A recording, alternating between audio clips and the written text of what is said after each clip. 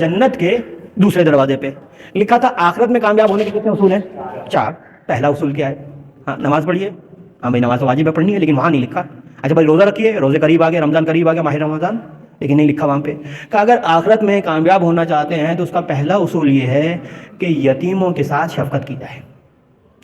روایت میں ہے کہ اگر آپ کسی یتیم کے سر پہ شفقت کا ہاتھ رکھتے ہیں, جتنے بال آپ کے ہاتھ کے نیچے آتے ہیں خدا آپ کے اتنے گناہوں کو معاف کرتا ہے. ہاں آپ کے اتنے درجات کو بلند کرتا ہے. صحیح ہے, طے ہوگی بات. اچھا اور پھر دیکھیے میں نے عرض کیا آپ کی خدمت میں کہ یتیم کے ساتھ شفقت سے مراد یہ نہیں ہے کہ مجھے یتیم خانے جانا ہے. ہاں دیکھو گا مومنین کے کون سے علاقے میں کون سا یتیم خانہ ہے کہ جہاں ہمارے یتیم بچے پڑھتے ہیں, میں جاؤں ان کے ساتھ شفقت کروں, وقت گزاروں, کھانا کھلاؤں. نہیں بھائی, یتیم کے ساتھ شفقت کرنی ہے تو سب سے پہلے اپنے خاندان میں دیکھیے, ہاں اپنے رشتہ داروں میں دیکھیے.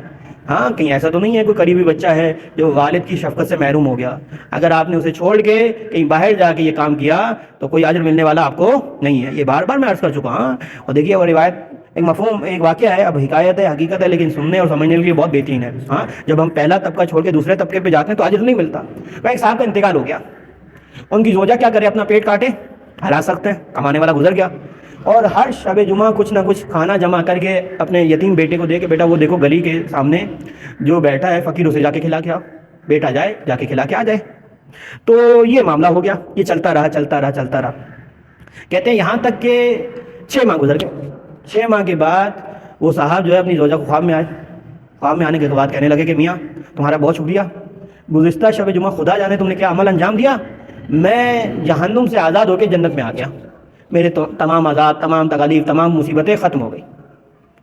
بیوی کہنے لگی کیسا سرکش آدمی ہے, زندگی میں تھا تو اذیت دیتا تھا, مرنے کے بعد پھر اذیت دے رہا ہے. ہاں گزشتہ شب میں تو جب سے تو گزرا ہے 6 مہینے ہو گئے ہر شب جمعہ یہ کام کر رہی ہوں, اور کس طرح کرتی ہوں مجھے معلوم ہے, کمانے والا تو ہے نہیں. ہاں پیٹ کاٹ کے ایک آدھی روٹی بچا کے شب جمعہ اہتمام کرتی ہوں تاکہ تمہیں اسال پہنچے, اور تم کہہ رہے شب جمعہ, اس سے پہلے ہر شب جمعہ جو ہوتا تھا اس کا کیا ہوا؟ کہ بھائی مجھے نہیں معلوم, ہوتا ہوگا لیکن مجھے جو اسال پہنچا ہے, جو ثواب پہنچا ہے, جو بینیفٹ ہوا ہے وہ لاسٹ شب جمعہ ہوا ہے.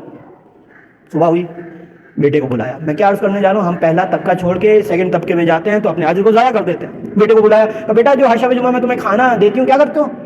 اما وہ فقیر اسے جا کے کھلا کے آتا ہوں. کہ بیٹا لاسٹ شب جمعہ کیا کیا تھا؟ اما آپ کو پتہ چل گیا, ماریے گا نہیں, سزا مت دیجیے گا. بیٹا بتاؤ تو صحیح ہوا کیا تھا؟ اما بات یہ ہے کہ میں لے کے چلا, آدھے راستے پہ پہنچا, مجھے بہت بھوک لگ رہی تھی, مجھے بہت بھوک لگ رہی تھی. میں بیٹھا اور بیٹھنے کے بعد وہ کھانا میں نے خود کھا لیا.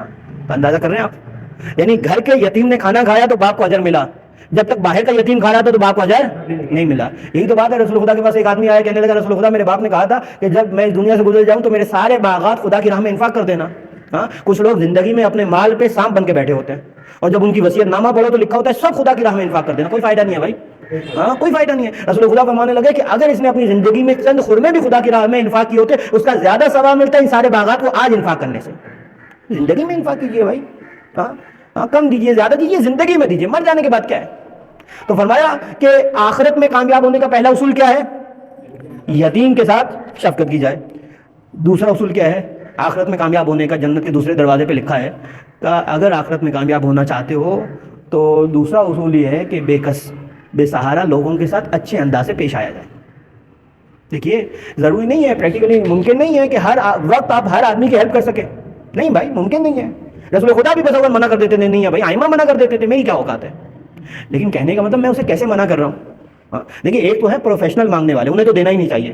انہیں تو بالکل نہیں دینا چاہیے, کیونکہ انہیں دینا باعث سے ثواب بنے نہ بنے بس اوقات بلکہ اکثر اوقات گناہ کا باعث ضرور بن جاتا ہے. اس کی وجہ کیا ہے؟ ان میں سے بہت بڑی تعداد وہ ایسے افراد کی ہے جو فعل حرام کرتے ہیں, نشہ کرتے ہیں, اور میرے مال کو اپنے حرام کام میں استعمال کریں گے تو میں نے فعل حرام میں معاونت کی. ہاں تو ایسے لوگوں کو نہیں دینا چاہیے. لیکن ایک بیچارہ سفید پوش آدمی ہے, ہاں آپ کے گھر کے قریب رہتا ہے, آپ جانتے ہیں اس کی فیملی ہسٹری کیا ہے, اگر وہ مانگ رہا ہے اور آپ کے پاس نہیں ہے تو آپ اسے منع کیجیے, لیکن اس کی سیلف ریسپیکٹ کا خیال رکھیے.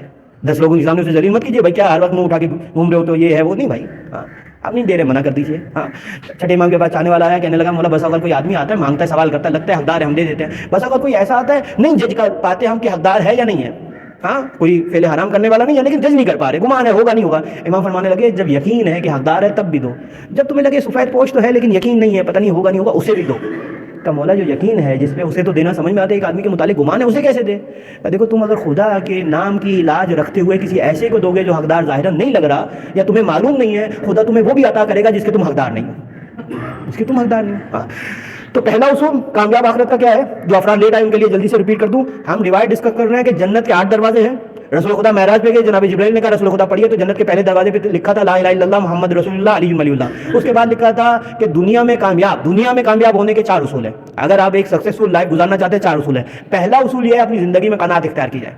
دوسرا اصول یہ ہے اگر آپ کی گردن پہ کسی کا حق ہے تو اس کے انجام دینے میں تاخیر نہ کی جائے۔ اور تیسرا اصول یہ ہے اگر آپ کامیاب زندگی گزارنا چاہتے ہیں تو کسی کے متعلق حسد کا شکار مت ہوئیے۔ چوتھا اصول یہ ہے کامیاب زندگی کا کہ اگر آپ کامیاب زندگی گزارنا چاہتے ہیں تو اپنی بیٹھک کو، اپنی محفل کو، اپنے حلقہ احباب کو درست کیجیے، خیر والوں کے ساتھ بیٹھیے، شر والوں کے ساتھ نہ بیٹھیے۔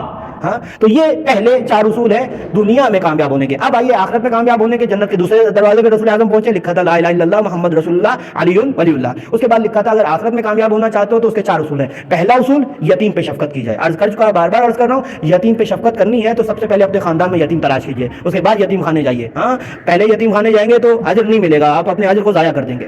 دوسرا اصول آخرت میں کامیاب ہونے کا یہ ہے بے کسوں کے ساتھ اچھے انداز سے پیش آیا جائے۔ اور تیسرا اصول اگر آخرت میں آپ کو کامیاب ہونا ہے تو کہا مومنین، غریب مومنین کی مدد کے لیے جس قدر ممکن ہو کوشش کیجیے، جس قدر ممکن ہو۔ دیکھیے سید سستانی علی اللہ مقامہ سے سوال کیا گیا کہ آگے یہ بتائیے ہمارا ملک ہے پاکستان، اس میں ظاہراً اسلامی حکومت نہیں ہے، ڈیموکریسی ہے نا، اچھا یہ کوئی اسلام کا پسندیدہ سسٹم تو نہیں ہے نا بھائی، تو ایسے ملک میں ایک سرکاری نوکری کرنا کیسا ہے؟ دیکھیے جب مرجع کسی چیز کے متعلق کوئی رائے دیتا ہے نا، عام بات بھی کرتا ہے تو اس کی وہ بات عام نہیں ہوتی، اس کے پیچھے کوئی نہ کوئی روایت ہوتی ہے۔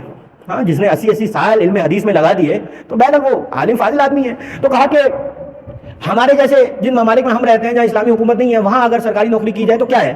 تو فرمایا اگر ایسے ملک میں آپ کو سرکاری نوکری کرنی ہے تو تب جا کے آپ کی سرکاری نوکری صحیح ہوگی، اس سے ملنے والی آمدنی درست قرار پائے گی جب آپ کے منصب سے بیٹھنے کی وجہ سے مومنین کو فائدہ پہنچے۔